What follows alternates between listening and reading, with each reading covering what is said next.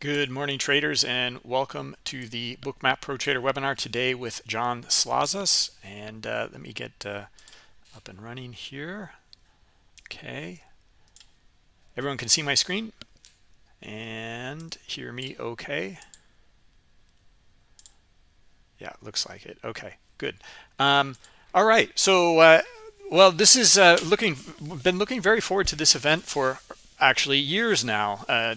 We've had John on many years ago trading futures and had very specific quantitative trading strategies for his futures trading.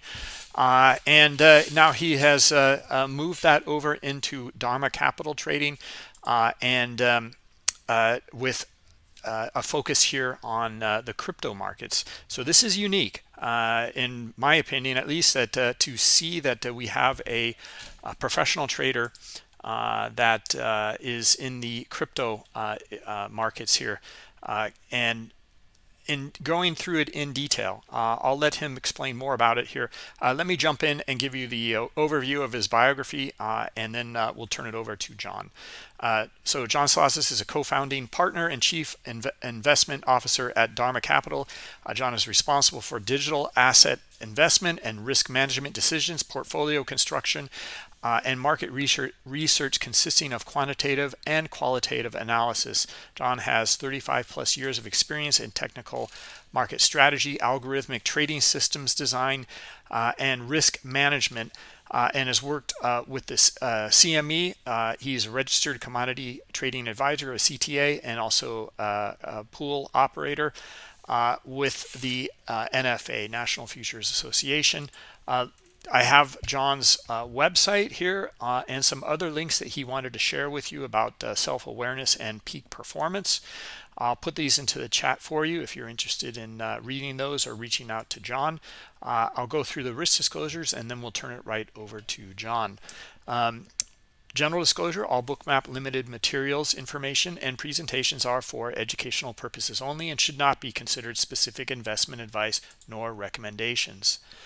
Risk disclosure, trading futures, equities, and digital currencies involves substantial risk of loss and is not suitable for all investors. Past performance is not necessarily indicative of future results.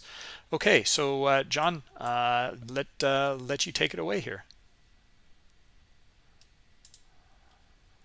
Oh, you are muted at the moment.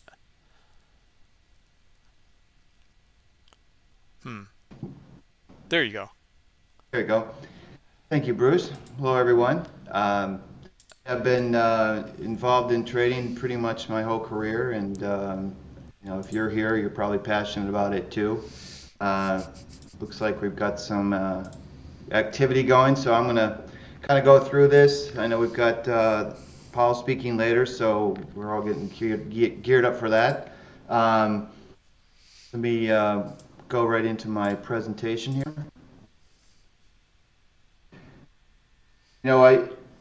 I started trading, as I got involved back into trading, and I kind of moved away from trading my original business, which was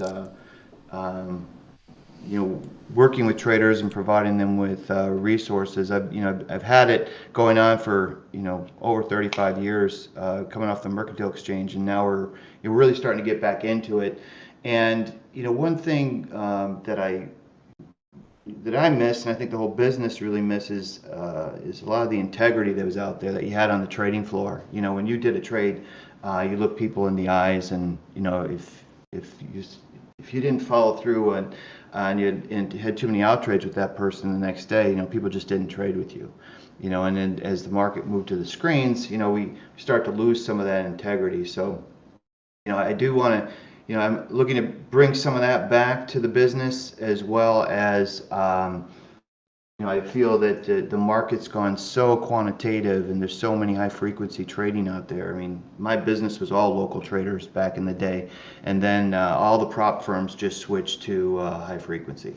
And so, then you had this big disparity, and then in the futures markets, the volatility just dried up, and so no one could make any money. And but now the volatility is coming back, and the back testing doesn't work like it used to because things are happening that never happened before, and we need some risk takers. So that's really what I got together and formed Dharma Capital Trading to really be a conduit to that. And before I get into it, I just want to give everyone an overview. If people know me from JS Services, um, that's basically Dharma Capital is really kind of an umbrella of three things. The analytics is still basically JS Services, JS Analytics. The applications, we've got a new one that we're just launching called the Playbook that I'll share with you as well. And then on the analysis section, Dharma Capital is really training professional development. We've got a virtual trading floor, and we're doing prop trading. So I'm not, on crypto, if there's a show of hands on how many people trade crypto and own crypto, full disclosure, I totally drank the Kool-Aid. I started trading, Bitcoin in 2013. Absolutely was more greed-based. I felt that, I bought the breakout above $30, and I thought, Bitcoin's going to $500,000. And then the industry took some time to kind of evolve. We had a couple good hacks, and it was extremely volatile. And then in 2016, Ethereum came online, and it really kind of opened my eyes to what the digital assets can be and what they can do. And big believer and fan of Web 3.0. And if you're not familiar with that, I highly recommend that you kind of Google that and really get an understanding of what's happening here in the digital asset space. And there's what I told Bruce I wanted to get into a little bit and talk about digital assets. Of a lot of the risks that people might not be aware of, or they're not appreciating enough, because there's when I started trading crypto, I literally had to take a money order to the CSV and hope that it was going to get to the exchange that I was trading with, and then sometimes you wouldn't hear for weeks back until they received it, and it's just kind of crazy. So it's come a long way from them, but we still have a lot of issues that have and they've been in the news. So on the digital asset risks, just like the regulatory risks, this is a real thing. The governments can try to come in and try to shut this thing down at any day, or at least it's going to cause a disruption in trading, which is when you're trading crypto, it's always risk first, because those events can just come out of nowhere, as we've seen this week. Well, I'll take a look at that in a little bit. But it's something to really respect. End of the day, the industry needs regulation. So at the end of the day, more regulation is good, but you'll get these knee-jerk reactions you got to be aware of. Counterparty risk. We saw the collapse of FTX. Who are you putting your assets with when you're doing it? Absolutely, the blockchain allows you to identify the addresses that you're working with, but who's behind those addresses. And if you're trading professionally, or managing a fund, that becomes even more important. The volatility in digital assets can be kind of crazy, and a lot of people, when you're talking about cryptocurrencies, they're throwing the whole lot in there of layer ones, layer twos, layer threes. I basically trade Bitcoin and Ethereum, base layer protocols, and so they still are very volatile, but they don't have the issues of some of these tokens. And you have to remember that a lot of these tokens are still just white papers. When we're looking at the whole industry in general, it still is just being accepted. And what is the base foundation of that? Kind of the new internet. I believe Ethereum is.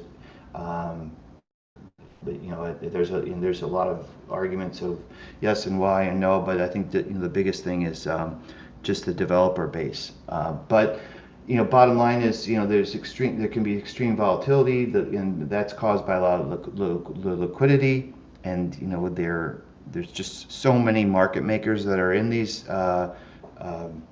different exchanges. And the volatility is more called by these market makers kind of pulling the orders, and you get these crazy moves. There can be manipulation, especially in the smaller tokens.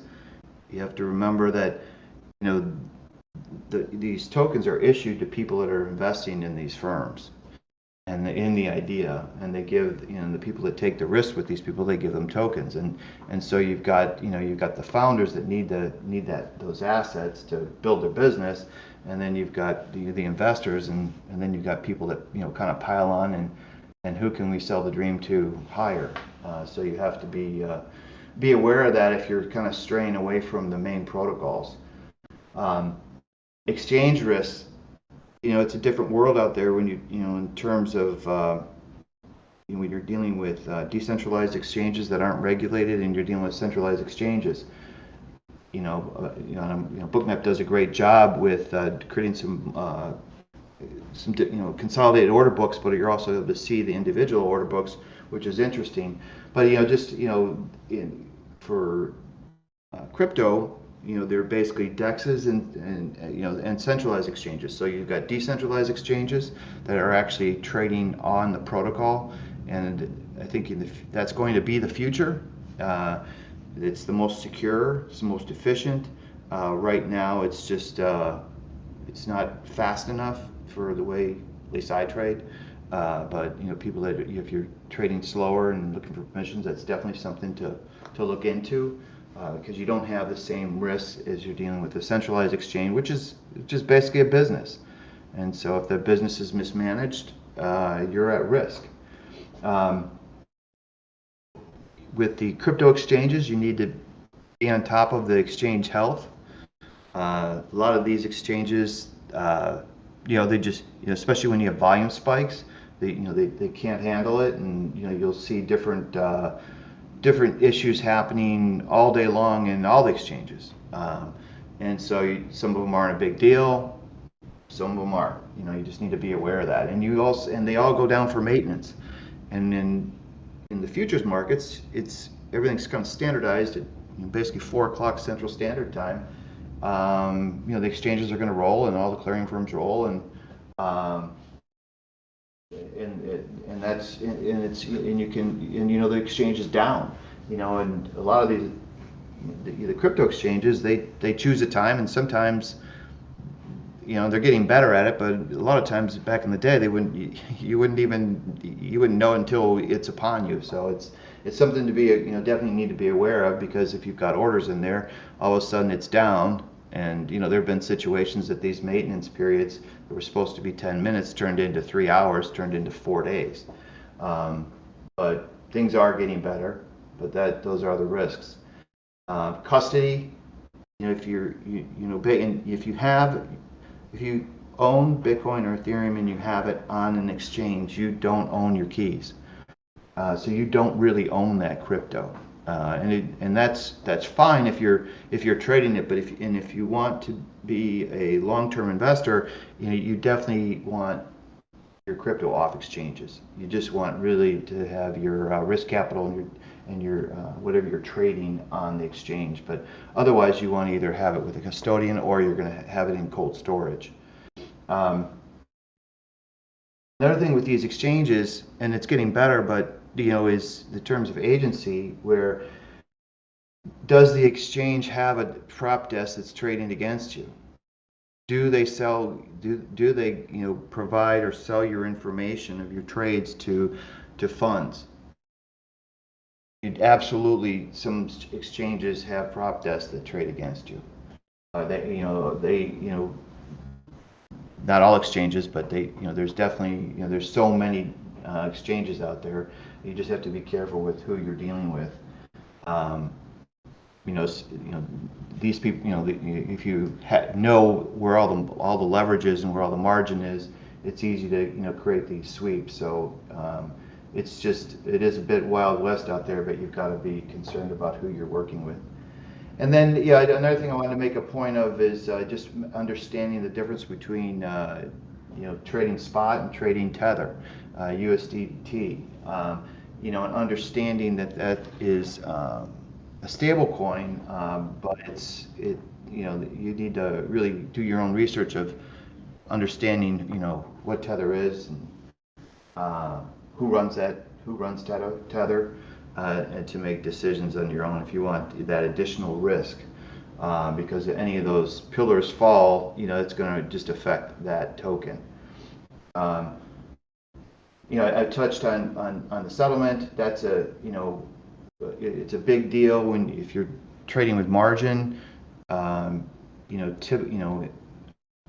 all the banks and all the centralized exchanges pretty much gear towards the futures settlement. So it's at 4 o'clock, Chicago, Central Standard Time, as a time where they roll their books. But crypto doesn't trade on New York time, doesn't trade on Chicago time. It trades on UTC time. And so that's at, for me, that's 6 o'clock in the evening. So there's you've got this kind of a gap between what the different settlements of how the world works, um, which can be an issue, and it's something to be aware of. That crypto basically opens UTC 12 a.m.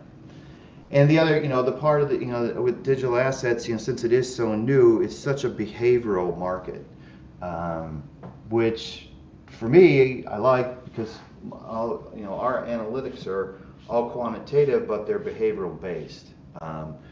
And kind of I took the position of instead of going, for inefficiencies in the market, which a lot of funds or high frequency trading firms go after, going, trading off of behavioral moves and where behavioral decisions are made, it grows with the size of the market because the bigger the market, the better that stuff works. Um, yeah, I just want to make it, point that out, and I don't know if there's any questions. You can kind of throw them in there, and I can take a pause at each section. I'm going to start talking about fact-based trading and you know basically everything. There's a lot of people that feel you can trade crypto like you trade futures, but it's a whole different game, and it does have to do with the behavioral aspect of it. It trades more like a you know, seismograph than a regular chart. So you have to be a lot of things that people say things just don't translate, and you need to be aware of that. And it's a lot has to do with what's the price of Bitcoin, what's the price of Ether. Each exchange has their own price, and then you do have their consolidated prices, but what are they made up of? You know, Different things like that come into play on how why certain subjective tools just don't work. Um, so I have some questions for you, John. sure, So, well, first off, I mean, there's a lot to unpack there, and it kind of even it begs the question, like, why even trade crypto? Just because of all of the it's unregulated, and the different brokers, and the different exchanges. You're not owning the coin. Um, but I had a question on this settlement, though, was kind of odd. So there, I guess it makes sense. There is a settlement in the exchanges, or the brokers there, but I mean, this is all blockchain, right? So why would yeah, there? there's no There's a, settlement. there is There's no no settlement. there's It's no always there is it's no always settlement. settled. It's always trading. Yes, Yeah. it's just if you are taking margin on from somebody and they're going to charge you a rate, they're going to settle up because you're going to have this. You will have some similar. When you trade futures, all the day traders, they don't have enough margin to hold their position overnight, so they got to get out of their trade, and then if they wanted to get back in, to deal with it overnight, then they need to re-enter it. Otherwise, they have to pay a rate or put more money in their account. So that's what I was talking about there. But Mm. go back to your other point, why trade it at all? Well, as a trader, it's got the best volatility of anything you can possibly trade. Uh, and also for me, and as I mentioned before, I'm a big believer in the technology. So to me, it's just a big buy, and I know that my risk is zero. The market can go to zero. So if you buy, so right now, the Ether is trading at 1,500, and the all-time high is well, no, we're at 1546, and the all-time high is, let's just say it's 4 grand. So even if we buy an ether here and it goes to zero, or it goes back to the highs, it's still the risk reward ratio is still pretty decent. So but it's a bit of a war, right? Because we've got centralized systems that have been around since forever, kings and queens, and everything's all the power is centralized in these in all your Google owns all your data, and no one has any identity on their own. Everything's got to go through the Fed. I mean, it's we're transitioning from the centralized system to a decentralized one, and it's going to even things out. And it's a war right now between the haves and the have-nots, or not even the have-nots. It's just the centralized systems and decentralized systems. And that's what we're going through and we're experiencing right now. So it's more of we're building a new foundation, and along with that we have there's tremendous opportunity to get involved. The sad thing is that you just have a lot of shysters out there that aren't on board with that and just looking to take advantage of people. So that's the sad part, because what the technology is fantastic. And that's why I'd highly recommend it. You kind of stick with the basics and stick with the main protocols, and don't stray too much from that. Or if you do, at least you know what you're doing, or the founders, and they're allocating you from their treasury from the get-go. Okay, so and then from what I understand, I mean the exchanges. Just I want to clarify this point for a lot of traders out there, that I mean the exchanges here, you don't have the coins.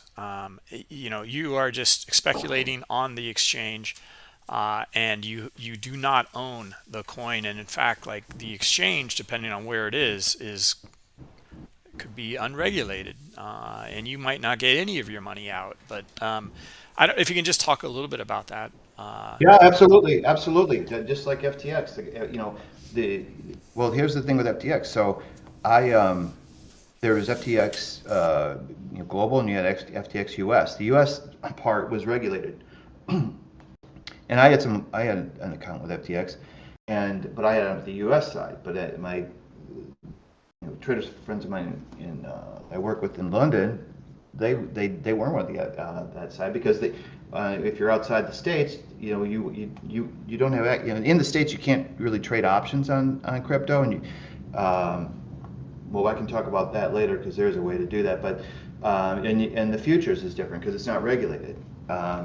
So the on the FTX side, I was able to get everything out of FTX. In fact, when I heard everything drop, I immediately went. I hadn't been to my FTX account in a while, and I went there to grab my stuff. And I was traveling, and probably at an airport or something like that. And I couldn't remember my password, so I'm like, okay, I want to reset it. And then they said, oh, now you got to wait a day. And I'm like, oh, are you kidding me?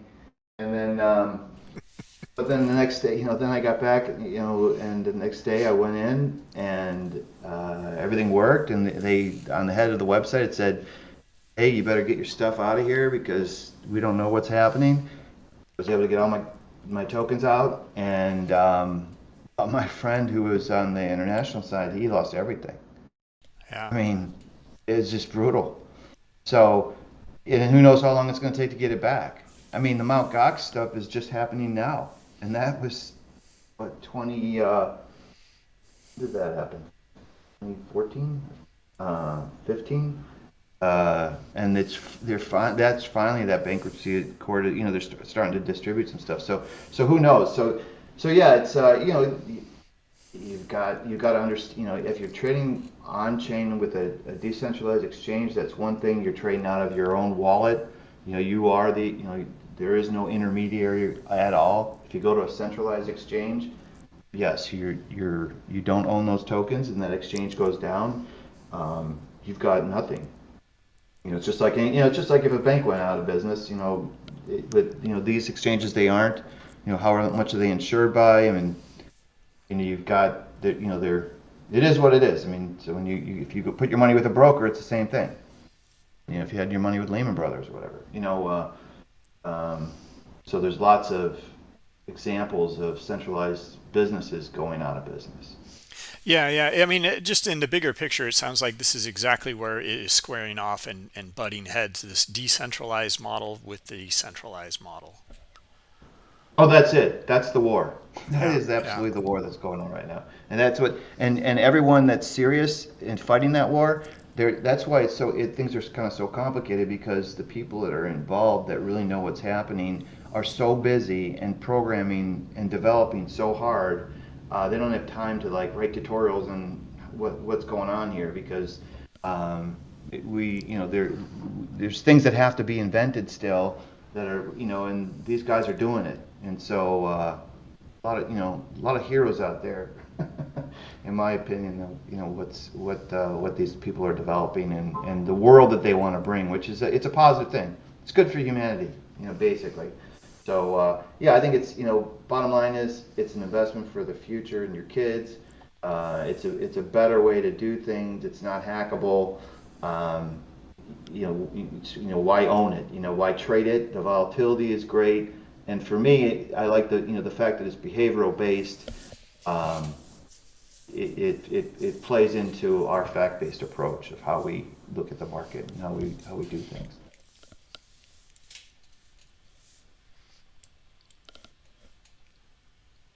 Okay, sounds great.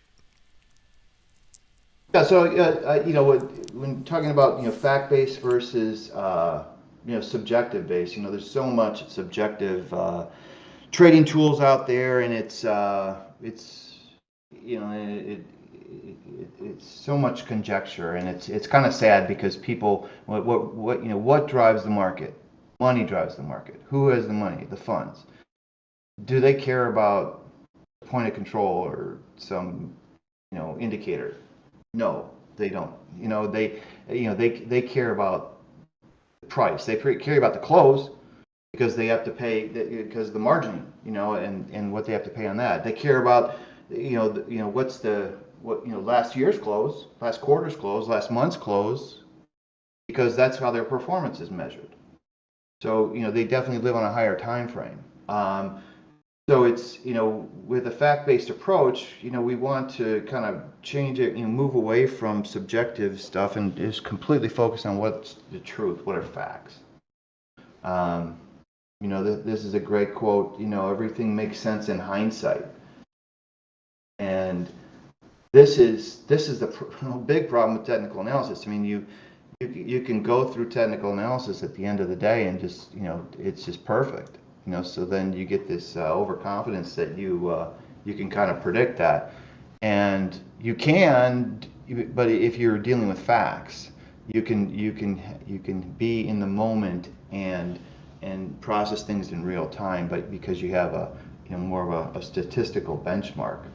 Um, but this is the problem, it's the simplicity of the buy low, sell high proposition, creates the illusion that trading's easy.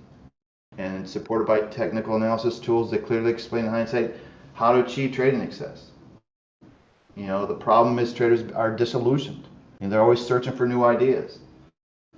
They can't seem to, the carrot's just in front of them because they see at the end of the day, I could have done that, I should have done this.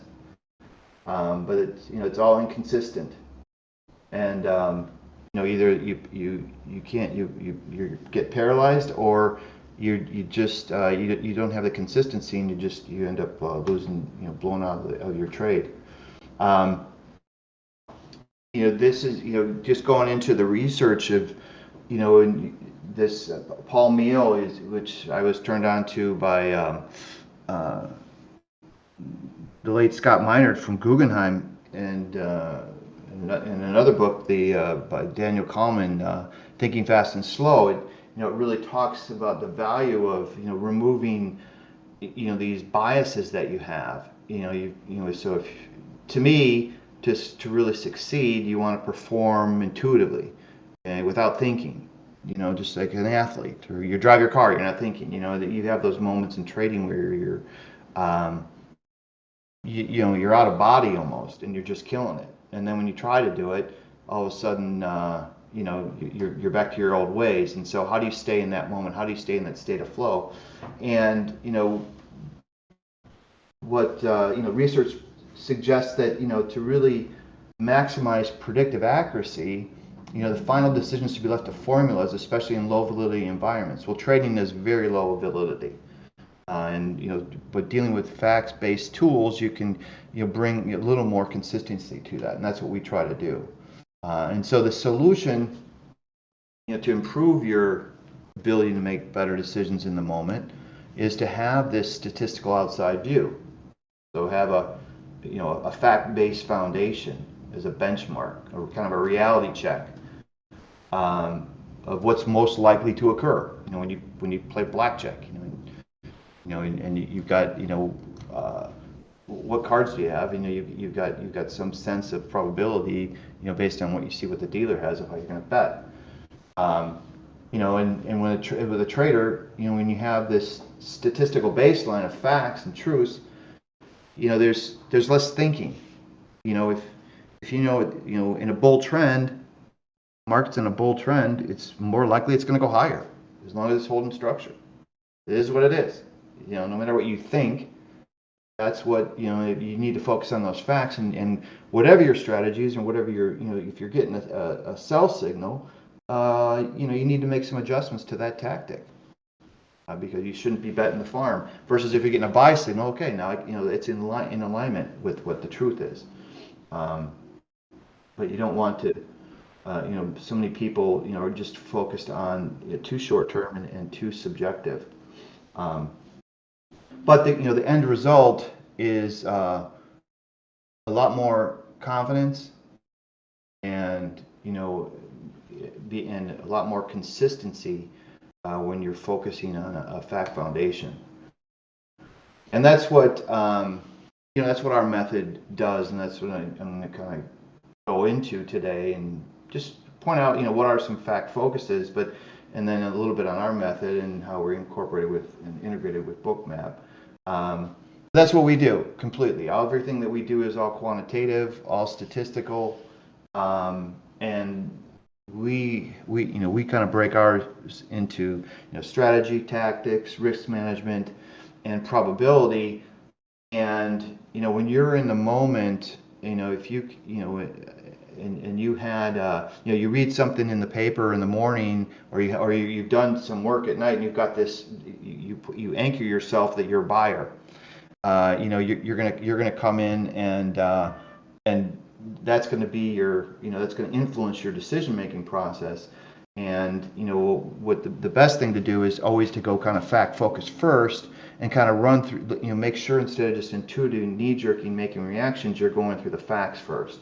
And by doing that, it's going to minimize any kind of cognitive biases that you have. And I can't recommend enough this Daniel Kahneman Thinking Fast and Slow book. If you haven't read it,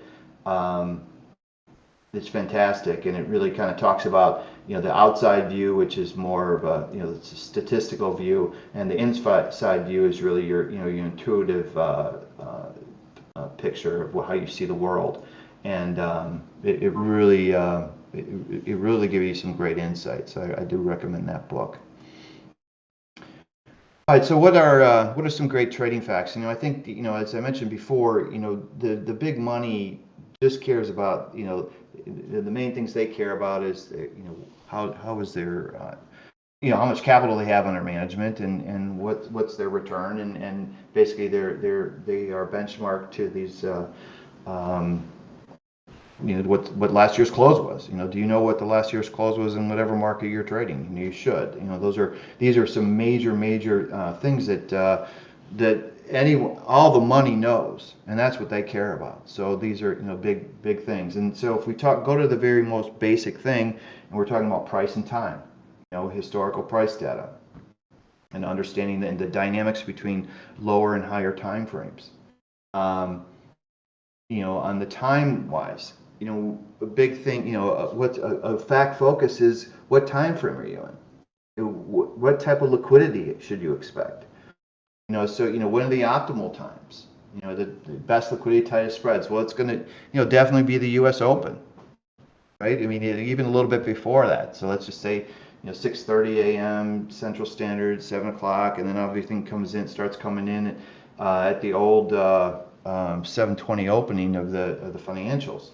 And that liquidity basically lasts through, let's say, 10:30, 11 o'clock in the morning. And that's because that's when Europe's open and America's open, and you've got other, periods of good liquidity, the European Open, um, for me, that's like 2 a.m. So you're going to have some good liquidity when they open, and you're going to have some, just after they close. But then you get outside that, and you get this marginal liquidity. So if if the market's getting to move into an area that you're trading and you're participating, you need to know what the context is. And then we talked about before, settlement is a big deal because you've got people that have to settle up.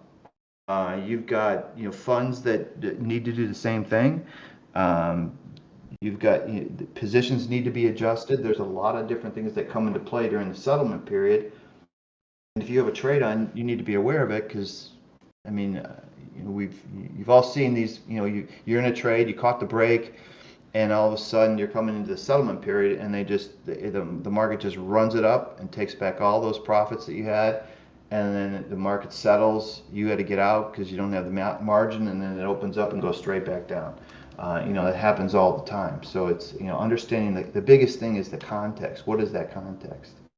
When we're talking for price, just the simple, the simple high low close last and the midpoint is of the each, again, for the funds, they really don't go lower than a day.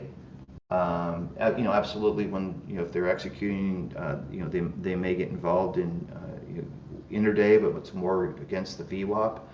But the time frame is important. Looking at the weekly, monthly, longer term, and understanding what the high low last is and that midpoint. And when you combine these periods, in these days or weeks or months, and you create, you get structure, basic facts of if you're defining them, if hey, my tactic is to trade with trends, or my tactic is to reversion to the mean. Well, what's the price structure? So if the price is making higher move highs, higher move lows, and holding structure, that's a positive trend. It's a positive price structure. So your tactics are in alignment with that. If we break structure, well then the market's not in a positive trend. And just based on price structure, we are missing some information. Is it working negative price structure now? And you can kind of just flip it and just start monitoring lower highs and lower lows for the negative price structure. But that is just a basic price structure fact that you always want to be aware of. So with what we do in our analytics, we're looking to standardize our approach across any market, any asset class, any trading style. And we do that by providing a statistical baseline. And, we've got, so we have these, well, before I do that, let me jump into, let's take a look at what I'm talking about here on this price structure.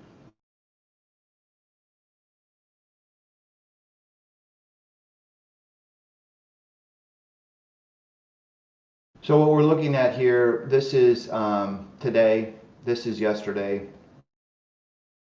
this is the previous day's high, and we have the previous day's low, previous day's midpoint. This is the previous week's close, and previous day close. So these are just the facts, right? So we have the market. Here's the settlement period. The market's coming into the opening. And being aware what's the previous day's high. It's going to be a point. If you are a buyer and the market's trading here, this is your issue. You've got to get beyond this point to really kind of kick that into gear. We have the previous day's midpoint is a great momentum number. It's a rotational number. It's and this is basically the VWAP yesterday, right? And it kind of rotated around that midpoint yesterday, and then you're coming into today. It's a momentum area to say, hey, if it's above the midpoint, it should go maybe to the high. If it's below the midpoint, it go to the low. Kind of simple as that. But understanding that what the previous midpoint is and today's VWAP. What else we have going on? Well, we had the previous week's close coming in here, and the previous day's close, and so we had kind of a lot of things happening around the previous day's midpoint, and this turned into a good rotational momentum area right now. The market started up below. We had the transition above. Where can it go? It can go here.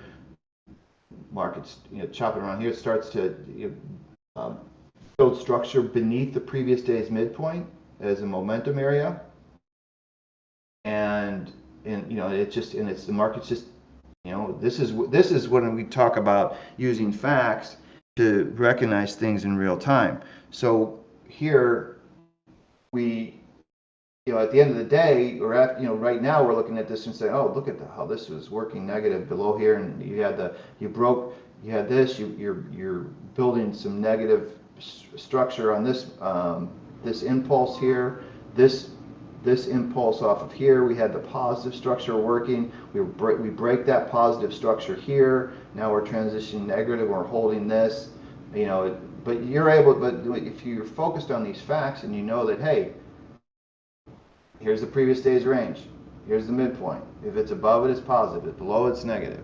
And now we start to rotate here lower, and we're going below the closes, and then we get this release. We retest this and we go lower. If we blow this out, I've got the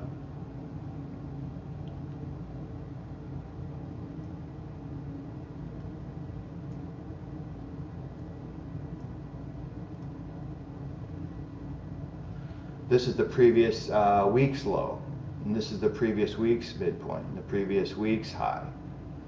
So now you get this. Now you have this other context of a factual context, and being aware of those points. And this is what's important, because this is what the money's looking at. It's looking at this long-term structure.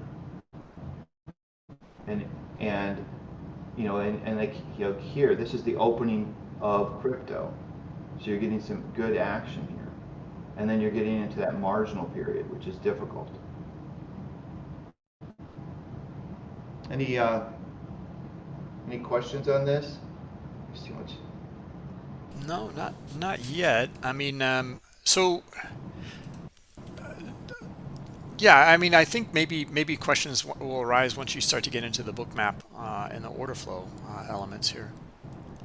Okay, yeah, I wanted to. I was really just wanted to tee up what we do in Bookmap so it makes sense, and so that's why I wanted to talk about the fact-based and price structure, and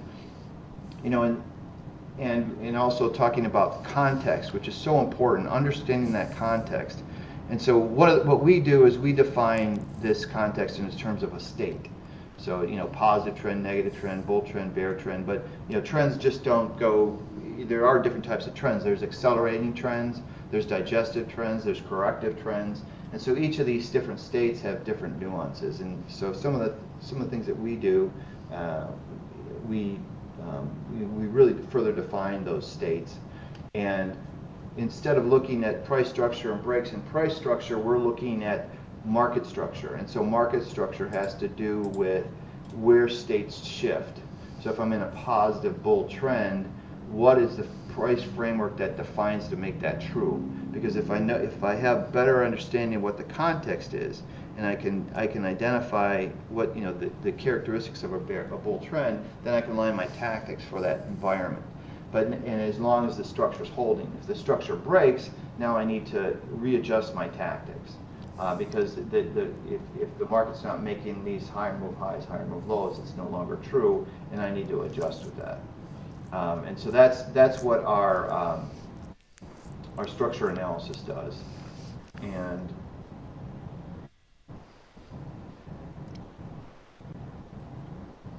let me just show you my playbook real quick here.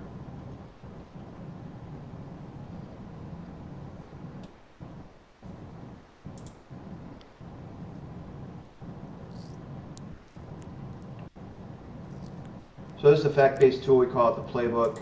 Basically, you can see the different tokens, and it helps to, like I said, this is all quantitative. It's all fact-based. What's the, we've got cash flows in a bull trend. Mana's in a bear trend correction. Ether is currently in a neutral negative shift. So I know that, so basically, what's a neutral negative shift? The market's been going side, it kind of shifted from a positive situation. It dropped, kind of downshifted more into neutral. Is the market going to, more likely it's going to trade sideways? And so we just kind of, what is that environment? You want to know it, you want to own it. And by the more you own it, the more you can trade more intuitively in it, because then it's easier for you to kind of really sink in and get into your flow if you have that baseline, that statistical baseline that says, hey, you've been in this trade, you've been in this environment, you've traded this before. This is an awareness that that's what you're in now, so you don't have to look back. You can focus on what it is true now, and you know that it's true as long as it's holding structure. And if it's holding its structure, then those characteristics are true. And so that's what this now analytics does. This is what we call our price map, and this is the structure that we've integrated into Bookmap. And so I'm going to throw my structure on this, and I'm going to be doing a series with Bookmap every Tuesday. So we can, kind of get into more details on what all this stuff is. But when you combine, some of these facts with structure, it starts to get, basically it's all about clarity, right? How can you get more clarity in the moment to make better decisions? And so with our Bookmap application, our structure is right on the heat map. And one thing I want to, talking about Bookmap, what's kind of special, so what I like to do, so I'm looking at, definitely all the pro traders outside America are trading on, trading a lot of perpetuals for the liquidity. So I definitely like to look at what the perpetuals are doing, but I also like to look at what the spot's doing. Hey, John, can you get a little closer to the mic? I think we're getting, you're a little bit distant, and I hear a bit of kind of 747 jet. Oh yeah, that's just my fan. I'm not sure if I can let me see if I can just turn my volume up, if that'll help. Is that better? I'll just speak louder. Okay. So let me see here. Let me grab another chart here.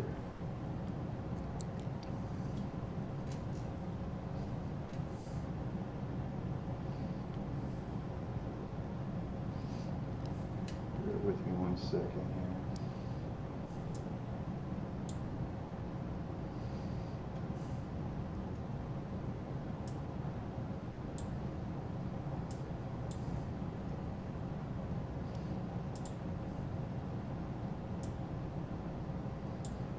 There we go. So it's interesting here, what I'm able to do is look at the, before I even get to that,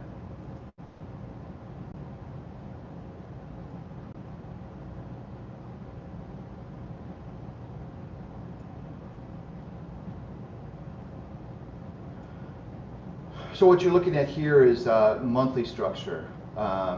the nice thing about a market structure, it's unified just as the daily bar chart, our high low close. It's kind of the same thing where you've got the context for the different periods. Here's this is just what we're talking about, that volatility in crypto, and this is why, and this is a behavioral nightmare to deal with this kind of action. So we've had some kind of difficult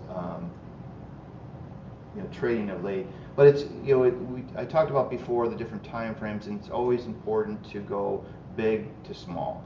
So with my analytics, I'm looking at, I want to, what's the market look like within the long-term structure?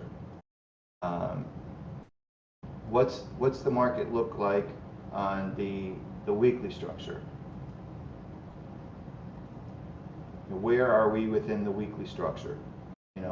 This is my sentiment bias, my over/under number. So below here, the market's vulnerable. And it's vulnerable on a weekly basis. These are what I call validation points. So just kind of always, just going into further and further detail, from the highest levels to the more minor, the minor structure. And like I said, that really the smallest structure is the daily. And so once I'm here, and I know that the market, the market has, I saw it, we saw it take out the closes and the midpoints, and we had this flush, and it flushed down to a structural point. And now it's back here. Is that it?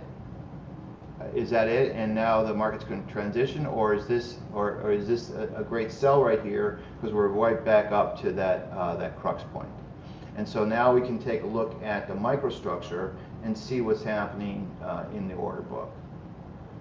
And here I've got, this is, with Bookmap, it's interesting because you can look at the different order books. I can see what's happening with Coinbase. I can see, where the orders are placed in Coinbase, where the liquidity is coming in. So it starts to come in here at 58, which is kind of, below the market here. And I see the offers are coming in at 68, which are kind of up here on Coinbase. Similar situation. This liquidity that's happening, this is the VWAP. So you can see the, this is typical, and what, for me, just as, if you're just taking the daily facts, or if you're taking or if you have our structure, where does that alignment come in? So here, the VWAP is not in alignment with structure, market structure. And where's that other chart?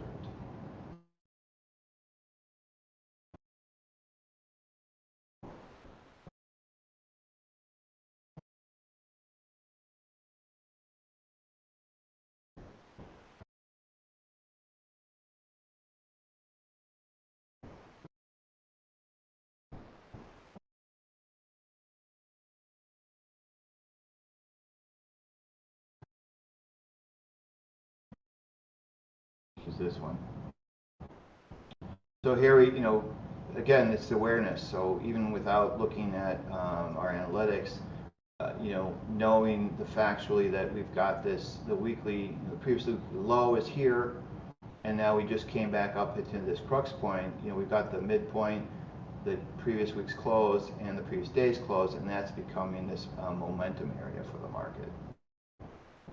And so, I don't have the VWAP on this chart, but here's the VWAP, and that's going to be a good rotational number, which is coming, is just underneath, it's just above the previous day's low point, just at 54, and you can see kind of the liquidity build up here.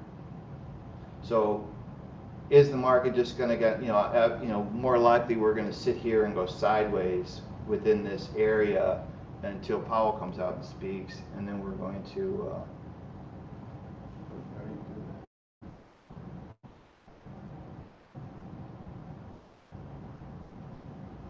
and then it'll make a decision. But with Bookmap, we were also able to combine the exchanges in a multi-book, which is a really nice feature. So now I can not only I can see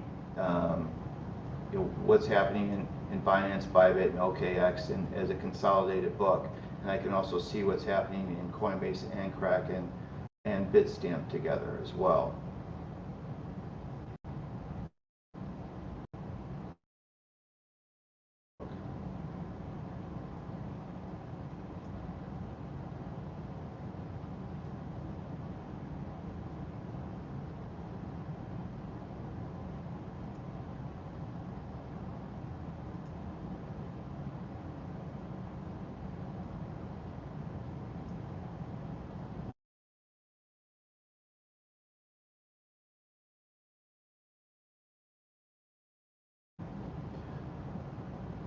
And so, for when I'm in the microstructure, I'm looking for, to me, I love Bookmap.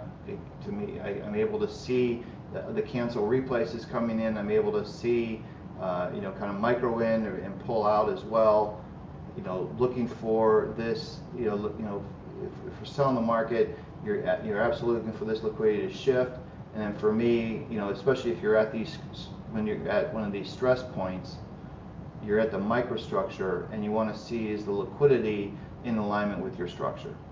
And when you see liquidity shifts, like that all of a sudden the sellers are shifting down to the low point in the structure, that's where you're going to get your momentum moves, and they'll initiate from those structure points. So if when the market's trading here, and you're focused on the previous day midpoint is big, what's the liquidity look like there, and the trigger when you get that initiation move is going to happen when you see these liquidity shifts kind of move down. Since these are what I found with the crypto, you don't always you don't get a lot of resting paper that kind of sticks there for you like on some centralized exchanges. Sometimes you do, and sometimes you do have a big order that comes in and just sits there and it'll skew things, and that's why it is interesting to kind of flip back and forth and just see what's happening in the other order books, and understanding that, okay, well, we've got a lot of liquidity here at the top at this top metric, but it's just one order, so that could be fleeting, and do I see the same thing happening on Coinbase? No, I don't. So looking for alignment like that is important.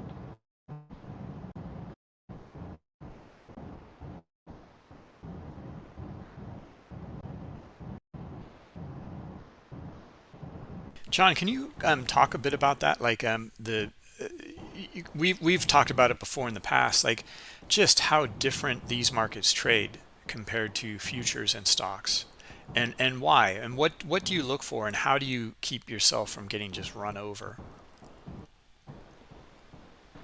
Yeah, the big issue, and you just have to be aware that you know they there's a lot of people that want to take your money out there, and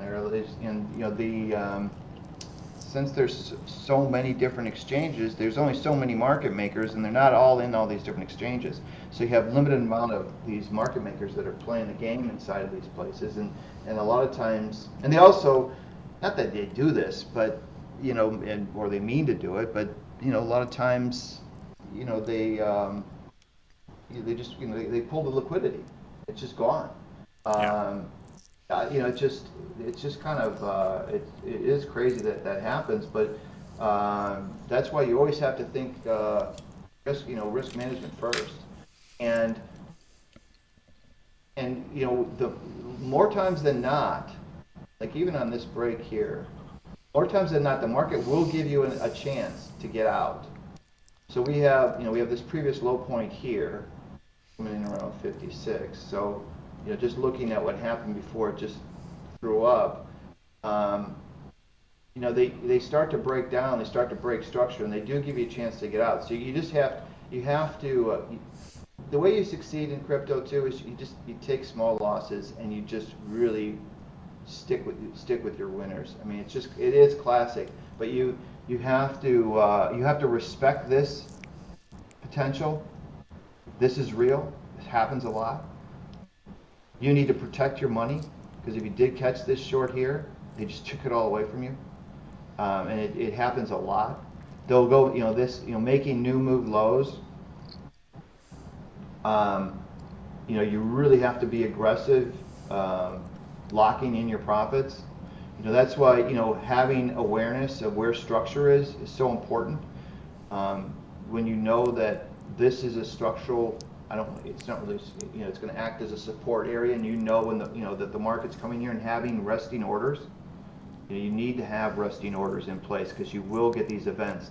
And if you look at, compare Binance to Kraken to Coinbase to their individual structures based on their price, they're all going to be a little different. And depending on the liquidity in Kraken, it may have a bigger flush versus Coinbase. So that can be an issue. But one thing I want to mention about liquidity too is one way to get around it from working with these exchanges is go directly to the market makers. So setting up an account with an OTC counterparty, the benefits there are you're not going to get gamed. So if I come into Coinbase and you put a number out there, all of a sudden the bid offers are going to move. And then they're going to game you to get your order off. If you're working with an OTC counterparty, because a lot of the exchanges, you've got market makers that are there to make money, so they're trading against you, and they're gonna move their bid and offers based on what their algorithms are saying that that's just what you're looking to do. Whereas if you're working with a counterparty, you don't have that. They're not. They're on your side. They're just. They're looking to give you the. They want your business, and they're not trading against you.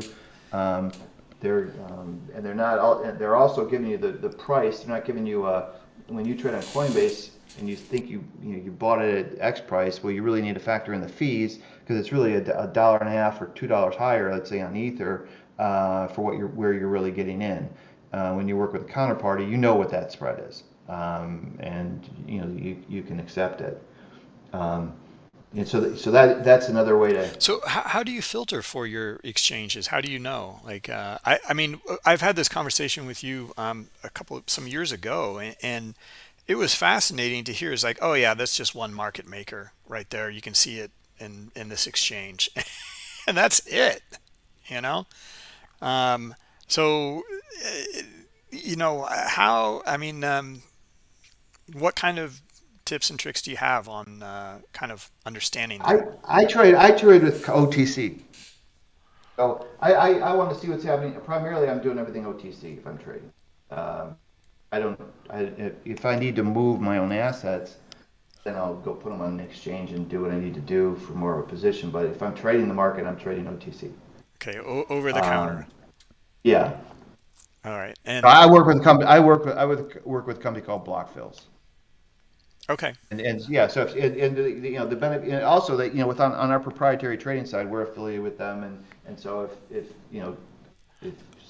anyone here is interested in what you've seen today and want to check out our structure and play around with our tools and absolutely you would basically set up an account with OTC counterparty, a liquidity provider like Blockfills, and so the other benefit. do you own the coins then? They can custody them, but it is the same difference that if I had money with them, I do if the money I have with them, if they go out of business, then yeah, I've got my assets are at risk. So again, anything that you're trading, it's not in your cold storage. Anything that you don't have in cold storage, literally, is vulnerable. Right. That's the new world we live in. Unfortunately, it's just a fact. It is what it is. I mean, basically, you need to understand what that is, and you need to respect it, and you need to take charge of your own assets. And but anytime and a lot of the stuff with with us, if you're doing a contributed capital proprietary trading, um, then you're getting access to leverage, and then it's kind of the same difference where you're just, you're trading that leverage intraday or swing trading. Um, so it's just you're trading your P&L. It's just your money anyways. It's not really your hold investment. Right. It's just the liquidity that you want to trade with. And the other benefit with working with us is you can trade options, which you don't have to be a QEP investor.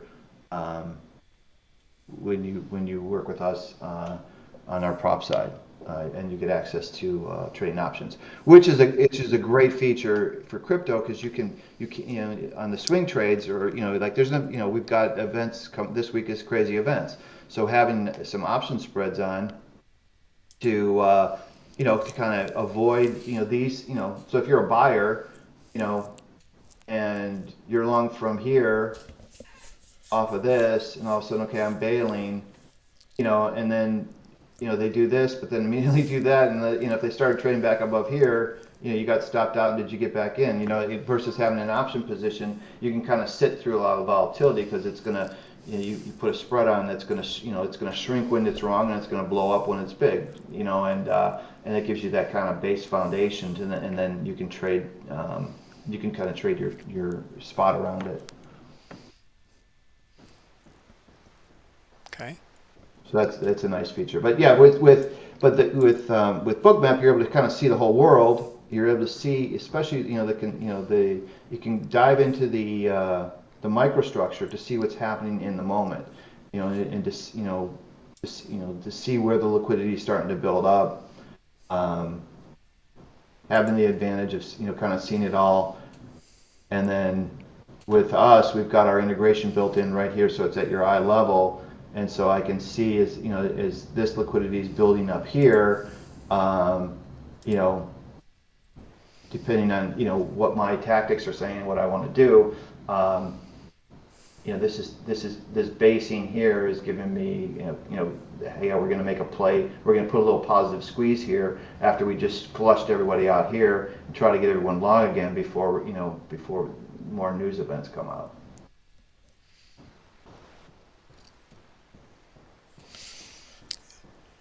Yeah, I mean, like the moves that you just showed, I've seen so many times in crypto. It's just uh, how do you ever get a trend? I mean, obviously we've seen massive trends as well, but like these big dips and then they come all the way back to the other side and then kind of accept in the middle again.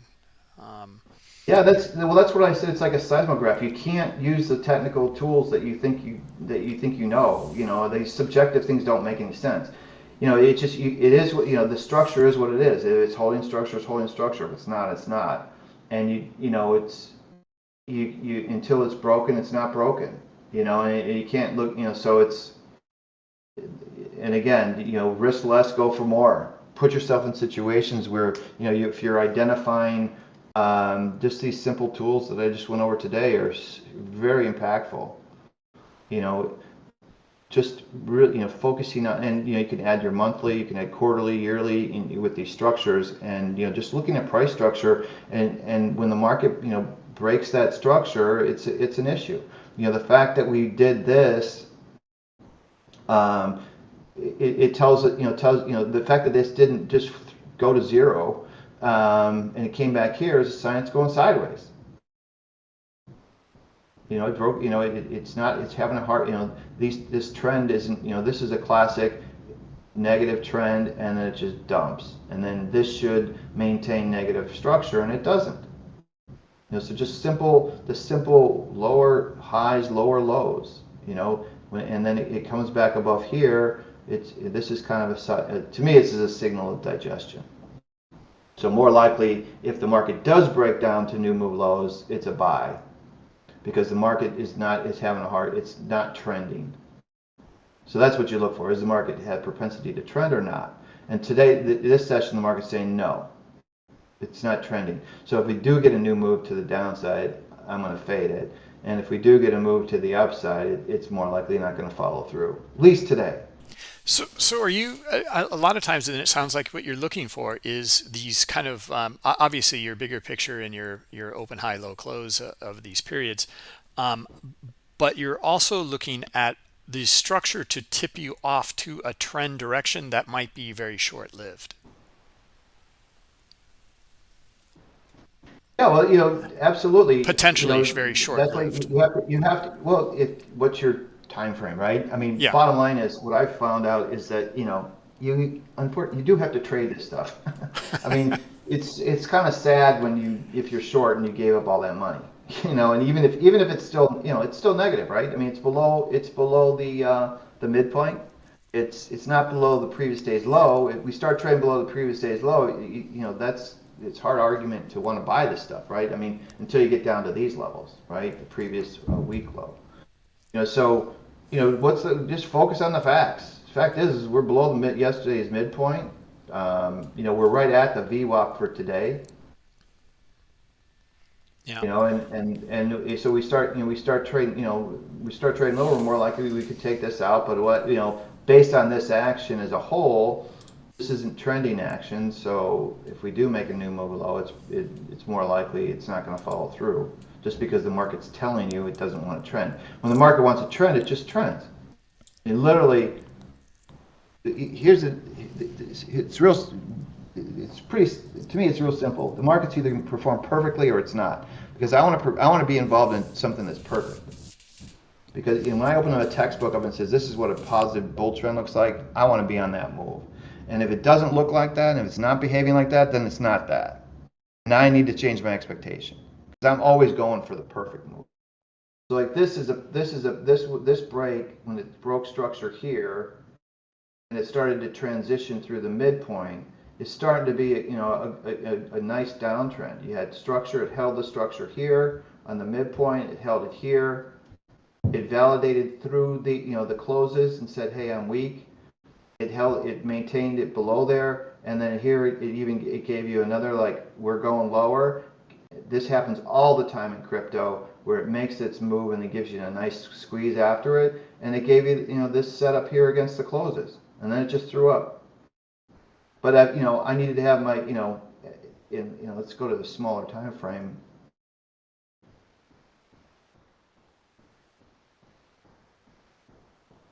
I guess I could just use this.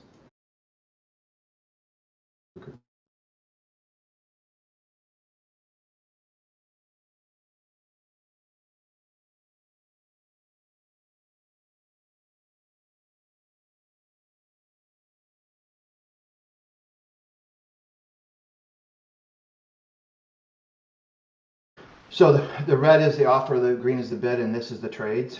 That's the yellow. So this is a nice feature of Bookmap too. You can really kind of see where the market traded, where the structure is. So as we came into this, I know this is a peak here.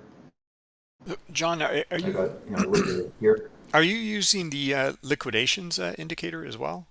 Have you played around with that? I have not played around with that. I also I'm at fault of figuring out what works for me and not really expanding on it.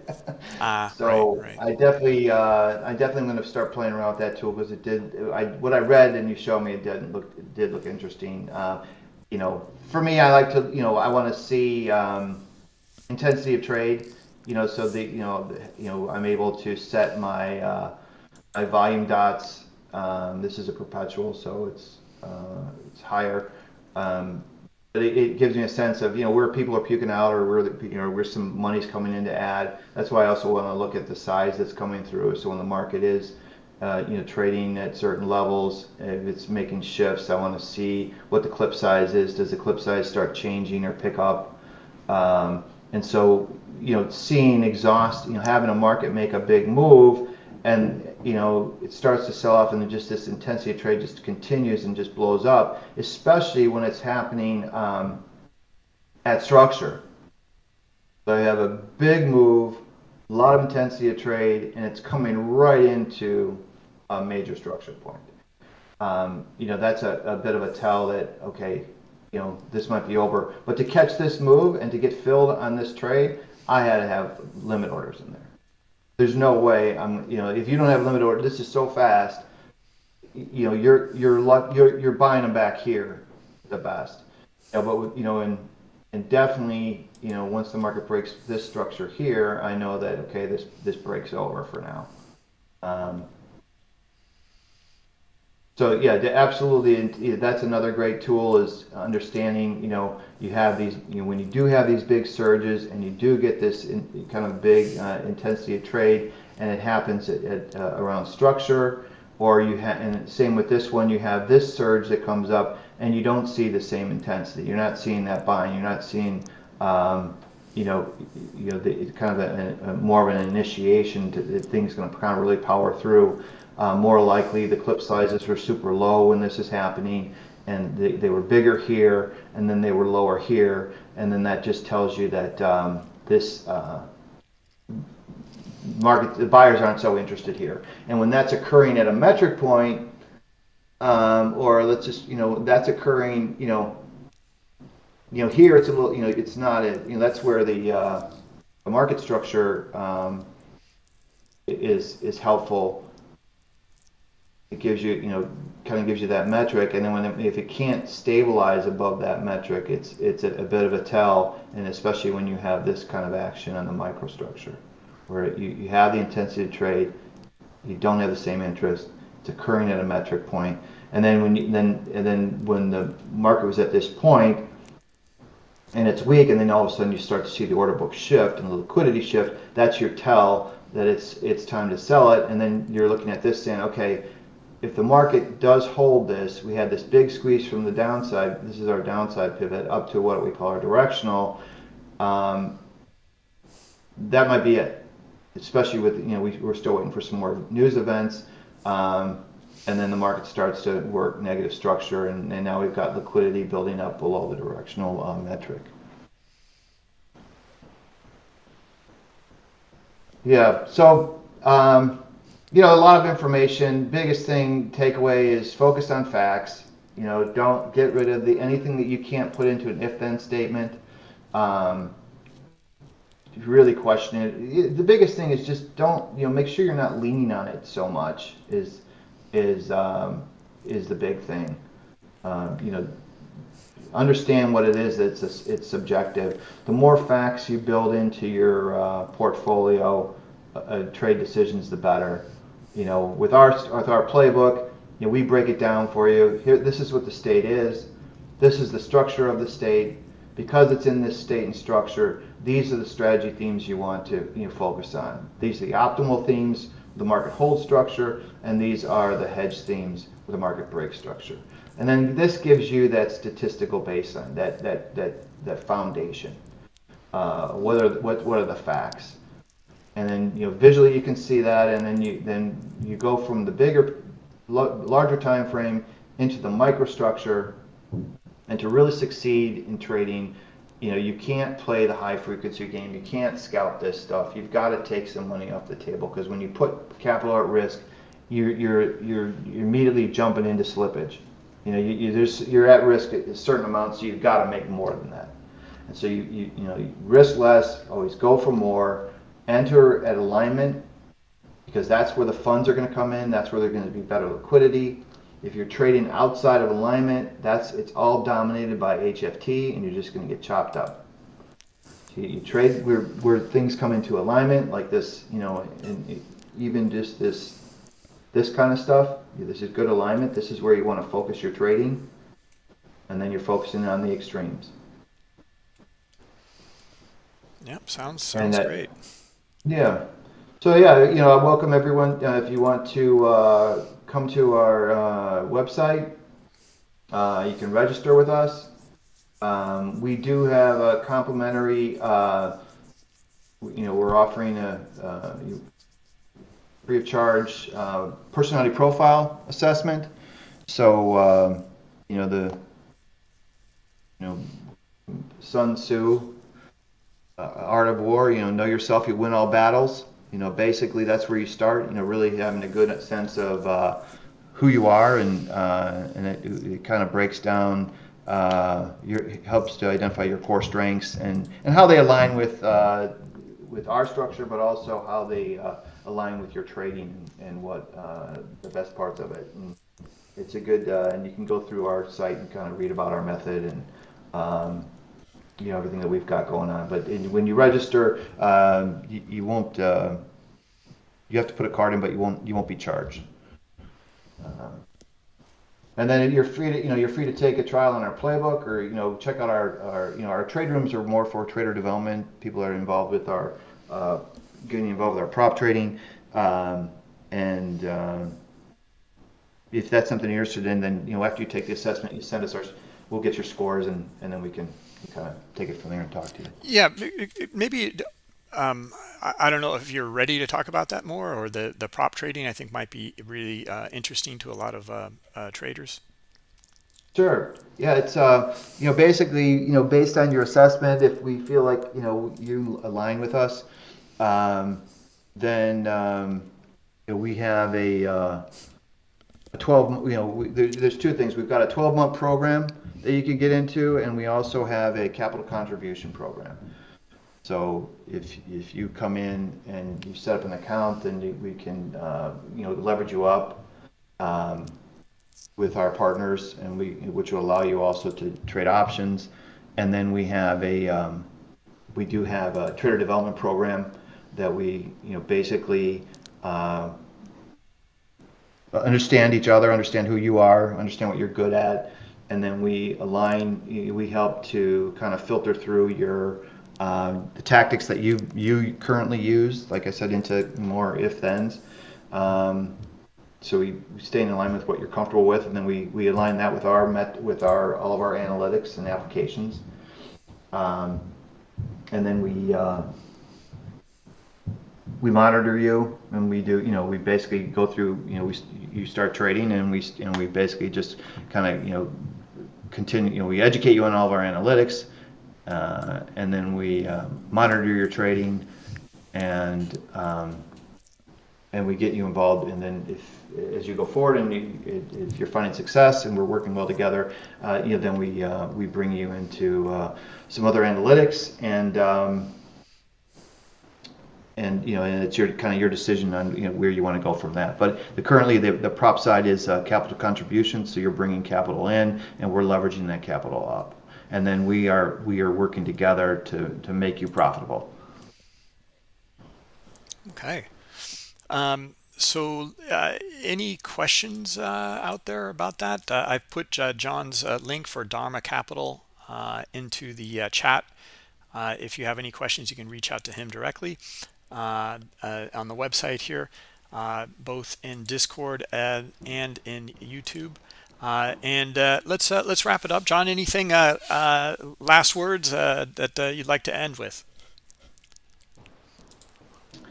Yeah, yeah, fact focus. It's really everything that it is. I mean, it's so, and also you can, as you definitely after you take this assessment, and it does a great job of pointing some things out that you already know. But it's one of those things that it, and it reinforces it, and you're like, yeah, you know what, I'm going to do something about it. And your emotions are fantastic indicators. So the fear and greed, when you come to our site, we've got some great tutorials on trader insights, and fear and greed and hope, and these different emotions, and these emotions are great tools. I use it all the time. As soon as I get like greedy, and I'm like, oh, let's say I bought the I got filled on my DP buys here, and the market's trading here, and it's breaking out. It's this easy a Greedo move. We're like, oh, it's going to go up to my upside pivot now. I'm going to start leveraging this thing up. Whenever I get greedy and I have those greed feelings, I'm like, I've got to tighten up my risk. I have to tighten things up. It's just a great indicator. Your own emotions are great indicators. Same thing when you're super fearful. The market's breaking down, and you're like, and you want to panic, and you just have to just hold your gut in and just say, what are the facts? Fact is, the market's holding structure.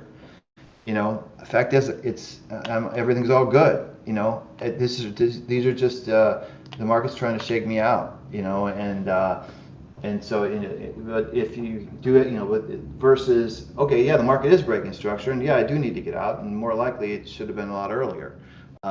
So it comes down, when we talk about facts, your body is, you got two self, you got yourself one, self two. You got your body that's doing things, you got your ego that's thinks it knows what it's doing. Your body is absorbing all this information, okay? It knows. And when there's a conflict and your body knows that you should get out of your position and your hope says stay in it, that's anxiety.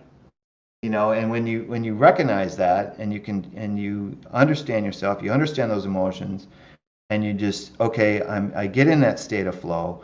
Well, now it's just like, okay, it broke structure, there is no hope. The fact is that it broke structure and this isn't working. What's the best way to get out of this thing?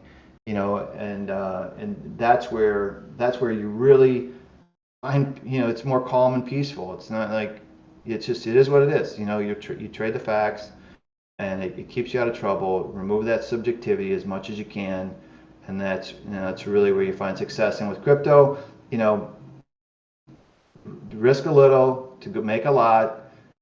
To get stopped out, get back in. Okay. Well, we have one question here regarding why you're trading this, like why you made the jump. That Jono is asking that why not trade the futures in the S&P E-mini? Uh, it's to me, it's this is the future. So I believe in the technology. I believe we're transitioning from centralization to decentralization. And also the volatility, um, and the fact that the markets don't close. It's the most pure market that you can be involved in. Um, so there's not. It's to me, it's not even close. Uh, you know, I really believe in it. The S&P is manipulated too, right? I mean, there's a group of market makers, the HFT guys, that are in those markets. They all see each other's orders. They all see they know everyone's order and what's going on, and there's